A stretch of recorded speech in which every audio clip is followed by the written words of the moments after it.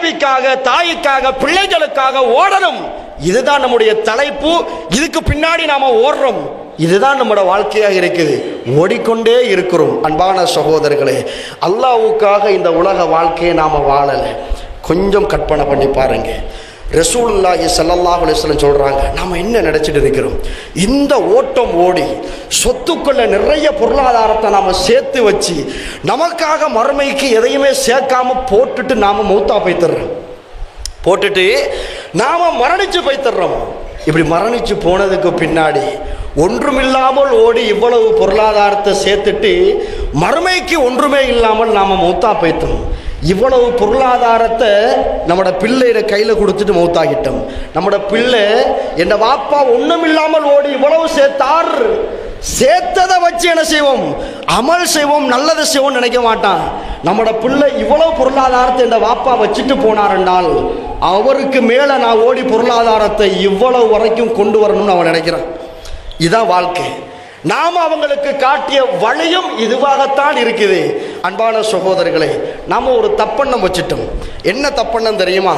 நாம் மௌத்தாகினால் நம்மட பிள்ளை, நம்மட மனைவி, நம்மட தாய், நம்மட தந்தை, நம்மட உறவினர்கள், நம்மட குடும்பம், நம்மட சொந்த பந்தம், நம்மட சகோதரர்கள் எல்லாரும் சேர்த்து நாம இவ்வளவு நாள் இந்த உலகத்தில் பட்ட கஷ்டத்துக்காக நமக்கு நன்மையை சேர்த்து அனுப்புவாங்கன்னு ஒரு தப்பெண்ணம்.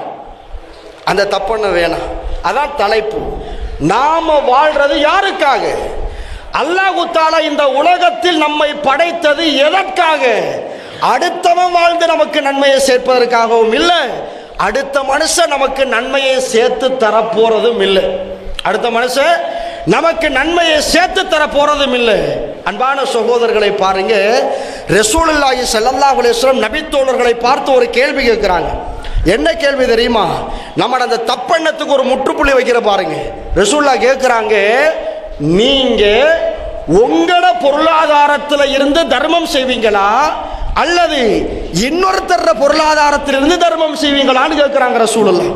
நம்மகிட்ட கேட்கிறாங்க, ஒருத்தர் யாசம் கேட்டு வந்திருக்கிறாரு, உங்களோட காசியை கொடுப்பீங்களா அல்லது நீங்க இன்னொருத்தட்ட காசி வாங்கி கொடுப்பீங்களா? யார் ரசூலுல்லாஹ்? நாம நம்மட பொருளாதாரத்திலிருந்து தானே தர்மம் செய்வோம். நாம நம்மட பொருளாதாரத்திலிருந்து தர்மம் செய்வோம், அடுத்தவங்கிட்ட வாங்கி தர்மம் செய்வோமா? அப்படியா?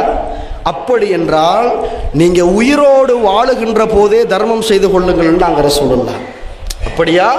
அப்படி என்றால் நீங்க உயிரோடு வாழுகின்ற போதே தர்மம் செய்து கொள்ளுங்கள். நீங்க மௌத்தாகிட்டீங்க என்றால் பல கோடிக்கு நீங்க அதிபதியாக இருந்தாலும் அந்த உசுறு உங்களோட உடம்புல இருக்கும் வரைக்கும் தான் அது உங்களுக்கு சொந்தம். அந்த உயிர் அந்த உடம்புல இருக்கும் வரைக்கும் தான் உங்களுக்கு சொந்தம். நீங்க மௌத்தாகிட்டீங்க என்றால் அது அடுத்தவங்களோட சொத்தா மாறிடும். அது அடுத்தவங்களோட சொத்தா மாறிடும். நான் மௌத்தாகனா என் பிள்ளை எனக்காக தர்மம் செய்வான்னு நினைக்காதீங்க. அப்படி நினைக்காதீங்கள். எத்தனையோ நபர்கள் மரணித்த பின்னர் ஒன்றாயிருந்த குடும்பம் ரெண்டா மாறியதான் இன்றைய கால வரலாறு. ஒன்றாயிருந்த குடும்பம் தந்தையுடைய மரணத்துக்கு பின்னாடி ரெண்டா பிரிஞ்சிடுச்சு, பல கோணத்துக்கு பிரிஞ்சு போயிடுச்சு என்பதுதான் இன்றைய வரலாறு. ஏன் தெரியுமா? அந்த சொத்துக்காக. அன்பான சகோதரர்களே, அதனால ரசூலுல்லாஹ் சொல்றாங்க, அடுத்தவண்ட சொத்துக்கு ஆசைப்படுறவனா நீ இல்லை, ஏன் சொத்துல இருந்து தர்மம் செய்யணும்னு ஆசைப்படுறவன். அப்போ ஓ உசுறு ஓ உடம்புல இருக்கிற போது என்ன செய்? நீ தர்மம் செய்து கொள். நீ மரணித்து விட்டாய் என்றால் அந்த சொத்துக்கும் உனக்கும் எந்த விதமான சம்பந்தமும் இல்லைன்றாங்க ரசூலுல்லாஹ். அப்ப அன்பான சகோதரர்களே, ஏன் நான் மௌத்தாக நான் என்ற புள்ள தர்மம் செய்வான்னு நாம் எப்படி எதிர்பார்க்கிறது? அந்த தர்மத்தில் அல்லாஹ் தஆலா பரிபூரண கூலி எனக்கு தருவான் என்று நாம் எப்படி எதிர்பார்க்கிறது? நான் செய்ததுதான் எனக்கு மிச்சம், நான் செய்ததுதான் எனக்கு மிச்சம். நான் தொழுத தொழுகை அல்லாஹ் தஆலா என்கிட்ட கேட்க போகிறான். முதலாவது கேள்வி என்ன தெரியுமா? நீ தொழுதாயா என்று அல்லாஹ் தஆலா கேட்க போகிறான். நீ தொழுதா என்று கேட்க போகிறான். அன்பான சகோதரர்களே, நான் தொழல, ஆனால் தொழுகிற பிள்ளைகளை உருவாக்கிட்டு வந்திருக்கிறேன். என் பிள்ளைங்க தொழுவாங்க, எல்லாரையும் மதரசாவில் போட்டிருக்கிறேன், முழு பேரையும் மௌலவியாக மாத்திருக்கிறேன், மௌலவியாவாக நான் மாத்திருக்கிறேன். அவங்க அமல் செய்வாங்க, அவங்க தொழுவாங்க, நோம்பு பிடிப்பாங்க. அந்த நன்மை எனக்கு சேராதாண்டு நாம அந்த இடத்துல போய்த்து நட்பாசப்பட இயலாது, எதிர்பார்க்க இயலாது.